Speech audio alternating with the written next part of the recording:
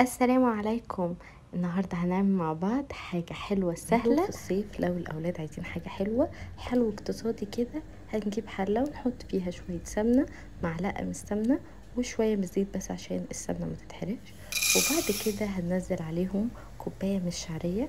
هنعمل اسهل حلو كان امهاتنا بتعمله زمان، اللي هي شعريه باللبن، بس بتبقى طعمها جميل قوي وبتكاد.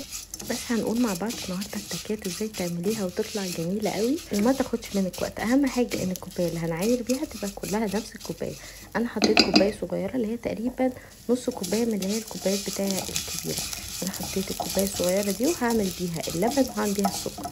حطيت الشعريه وهبتدي اقلب جدا، ونفضل نقلب علشان الشعريه عشان يبقى كلها نفس اللون او تاخد نفس اللون الذهبي ده.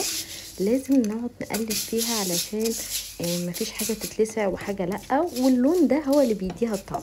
فنركز جدا ان احنا نخليها لونها ذهبي عشان ما تبقاش مسلوقه وعشان ما تبقاش فاتحه لما ينزل عليها اللبن، تبقى باللون الذهبي الحلو ده.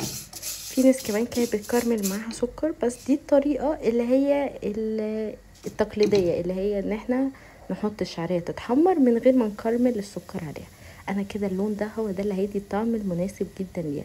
بعد كده هنزل بقى ب4 كوبايات من اللبن. ممكن تستخدموا 3 لبن وكوبايه ميه، ممكن نحط ميه بلبن بيبقى طعمها برضو لذيذ، لكن انا حطيت 3 كوبايات الاول وكوبايه في الاخر. يعني حطيت دلوقتي وانا بسويها حطيت 3، وبعد كده هنزل بكوبايه الا ربع من السكر. التحلية برضو حسب الرغبة. 3/4 كوباية دي بتبقى طعمها لذيذ، مش مسكرة قوي وسكرها مظبوط يعني. بعد كده هنبتدي بقى نخلي النار على نار وسط او هادية شوية ونسيبها ونغطيها. انا بعد ما نزلت كده 3 كوبايات لبن، وبنسيبها كده علشان الشعرية تاخد بقى من اللبن. واهم حاجة نتأكد ان الشعرية ما تكتلتش عندنا، ده يدل ان لو اتكتلت معانا ان هي ما اتحمرتش كويس. وحطيت نص معلقة من الفانيليا كده تدي نكهة، واللي بيحب برضو يحط ماء زهر او ماء ورد يحط. بعد كده بعد ما اتأكدت ان الشعرية عندي ما اتكتلتش هغطيها واسيبها كده. ده في نص السوا زي ما انتم شايفين شربت شوية لبن وابتدت تدخل في السوا كده، هي استوت تمام.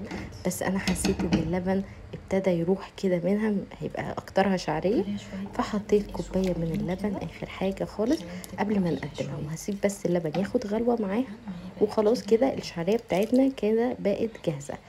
اهم حاجه من التكات بتاعه الشعريه ان احنا نحمرها كويس جدا توصل للون الذهبي ده عشان تدينا الطعم الحلو. نستخدم زبده او سمنه عشان هي دي اللي بتدي النكهه الحلو.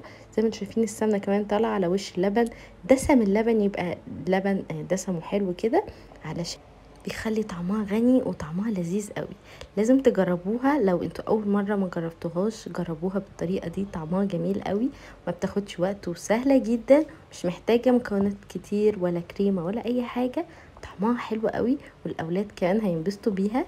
وبألف هنا وشفا. يا رب يكون الفيديو عجبكم. شكرا جدا لمتابعتكم الجميله.